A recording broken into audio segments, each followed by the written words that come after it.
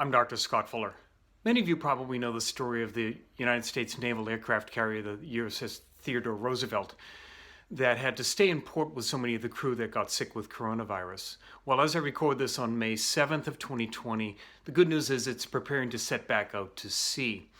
And then I thought, this can't be the first time that a Navy ship had a flu outbreak. So I searched on Google, and sure enough, it's not. And here's a couple of articles, and in here I think is why you should care, why you and your family should pay attention to what I'm about to say. Here's the first article from the CDC.gov out of the journal, the Emerging Infectious Disease Journal, June of 2001. The title is Influenza in Highly Vaccinated Crew of U.S. Navy Ship.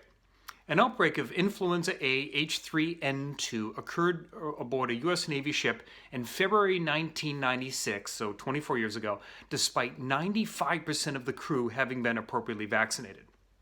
With an attack rate of 42%, this outbreak demonstrates the potential for rapid spread of influenza in a confined population and the impact subsequent illness may have upon the workplace. Now, not saying that this is a scare tactic, just saying that we can be in close quarters, we can be vaccinated, it can still spread, but it might not necessarily cause mass casualties.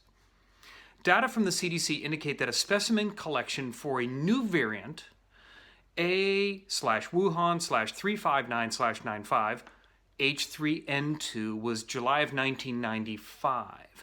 During the winter months of 96, this variant was isolated in Asia, Europe, and North America. In February 96, this virus caused an outbreak in a U.S. Navy ship whose crew had received the 95-96 influenza vaccine.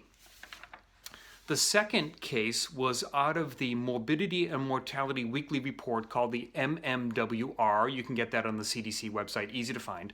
October 24th of 2014. The title, Influenza Outbreak in a Vaccinated Population.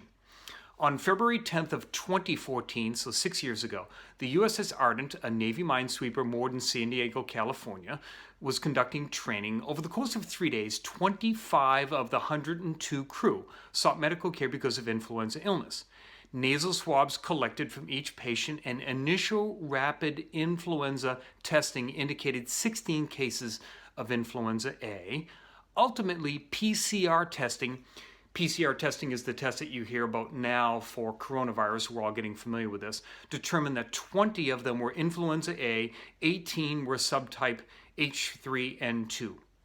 99% of this was identical to strains circulating during this flu season, the 2013-2014 flu season, similar to the H3N2 component of the 2013-2014 influenza vaccine. Now, what's interesting of this is 99% of this particular crew had received the influenza vaccine that year, which was accurate for that year's strains that were going around. This outbreak highlights the risk for an H3N2 influenza outbreak among vaccinated and otherwise healthy young persons. Conclusion, again, despite vaccination measures, the influenza outbreaks can still occur in highly vaccinated military populations. So then I decided I'm going to go on the CDC website and just take a look at what is the effectiveness of the seasonal flu vaccine over the past several years. You might have heard some of this data on the news recently. Off the CDC, here's the title of it, Adjusted Vaccine Effectiveness Estimates for Influenza Seasons from 2004 to 2019 is 10 to 60%. That's the range of effectiveness, 10% on a bad year, 60% on a good year. So you've probably heard recently, people talk about 30 to 40%, which would be the mid-range of that range that I just gave you. Here's another comment. Peter Attia, MD.com, his podcast recently in April, he interviewed John Barry, who's the historian and author of The Great Influenza, the story of the deadliest pandemic in history, meaning the 1918 flu pandemic. They were talking about on this podcast the 2009 H1N1 swine flu pandemic. The average age of the people that succumbed during that flu pandemic was very young, and it was very similar to the 1918 pandemic, ages 27 to 30. Again, that's much different than the ordinary seasonal flu, which tends to affect elderly and the chronically ill. Now, John Barry made the comment about the 2009 young people that succumbed. Most of them had comorbidities or already had chronic disease.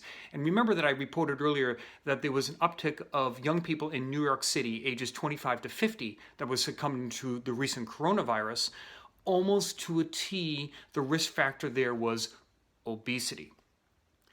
The virus will probably be with us forever, meaning coronavirus, says John Barry. Hopefully, natural immunity will provide significant protection in the future for everybody.